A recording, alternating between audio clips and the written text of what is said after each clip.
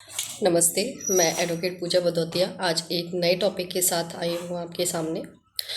इसमें हम एक नए रूलिंग की बात करेंगे जो कि इलाहाबाद हाई कोर्ट ने हमारे सामने पेश की है।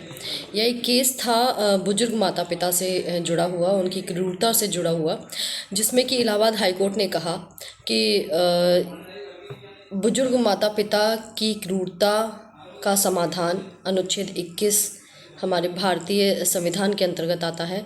यानी कि अगर हम इसमें देखें तो न्यायमूर्ति महेश चंद्र त्रिपाठी और न्यायमूर्ति प्रकाश कुमार की पीठ ने कहा कि बुजुर्गों के साथ दुर्व्यवहार उनके सम्मान के साथ जीने के मौलिक अधिकार का उल्लंघन है और मौलिक अधिकार हमारे अनुच्छेद 21 भारतीय संविधान में लागू होते हैं। मामला 75 वर्षीय व्यक्ति का था। अपनी ज़मीन के लिए अधिग्रहण का जो उनका मुआवजा था, मुआवजे का पैसा था 21 लाख रुपए, उसके लिए वो अपनी मांग कर रहे थे, उस पैसे को मांगने के लिए सरकार से, जिसका विरोध उनके पुत्रों ने किया था। आइए जानते हैं इसमें आगे के हमारे टॉपिक्स क्या थे, यानी कि बेटों ने उसमें क्या भूमिका निभाई। पिता के अनुसार मुआवजे की घोषणा के बाद बेटों ने उन्हें मानसिक और शारीरिक प्रताड़ना देना शुरू कर दिया। उन्होंने अदालत में अपनी चोटें भी दिखाई थीं। बेटों ने दावा किया कि निर्माण में उनका भी योगदान था, इसलिए पूरे मुआवजे पर पिता का अधिकार नहीं हो सकता। अदालत ने इसमें क्या कहा, अब उन पॉइंट्स को जान लेते हैं।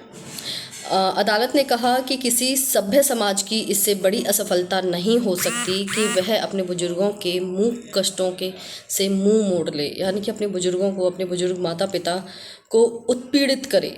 और कृतज्ञता की निंदा भी करते हुए हमारे इलाहाबाद हाई कोर्ट ने बोला कि माता पिता अपने बच्चों के लिए जीवन के सबसे महत्वपूर्ण वर्ष समर्पित करते हैं बिना किसी अपेक्षा के, लेकिन बुढ़ापे में उन्हें क्रूरता, अनदेखी से प्रतिपादन देना न केवल नैतिक अपमान है बल्कि कानूनी उल्लंघन भी है, जिसके तहत उन्होंने अनुच्छेद 21 का सहारा देते हुए उनकी क्रूरता, बुजुर्ग माता पिता की क्रूरता को रोकने के निर्देश दिए हैं। वरिष्ठ नागरिकों को अब इस रूलिंग के थ्रू वरिष्ठ नागरिकों को संवैधानिक अधिकार मिलना प्राप्त होंगे। यानी कि अदालत ने स्पष्ट किया कि बुजुर्ग माता पिता के प्रति अनदेखी, क्रूरता या प्रतित्याग संविधान के अनुच्छेद 21 का उल्लंघन माने जाएंगे। यानी कि सम्मान के साथ जीने का उनको पूरा अपना अधिकार है।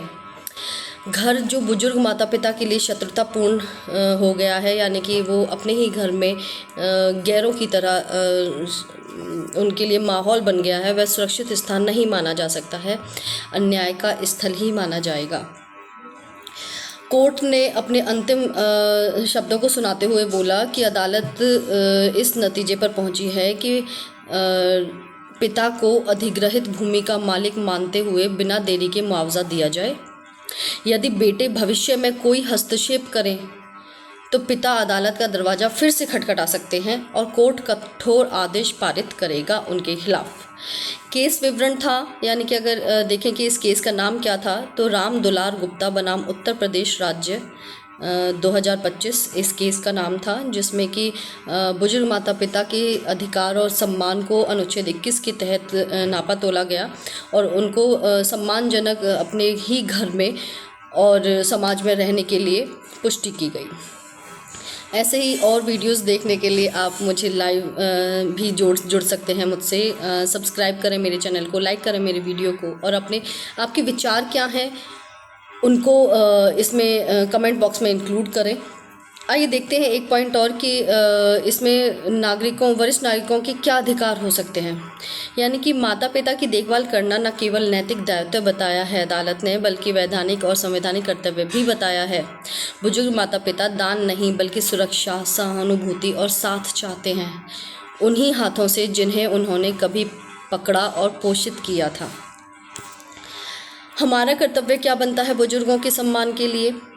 जब परिवार का कर्तव्य विफल हो जाता है तब न्यायालय कमज़ोर बुजुर्ग की रक्षा के लिए करुणा का अंतिम गढ़ बन जाता है, ऐसा कहना था इलाहाबाद हाई कोर्ट का। क्या आप जानते हैं कि बुजुर्गों के अधिकारों की रक्षा के लिए क्या प्रावधान होने चाहिए या क्या नैतिक मूल्य होने चाहिए? क्या हमें उनको उत्पीड़ित करना चाहिए या उनको एक सम्मानजनक माहौल देना चाहिए?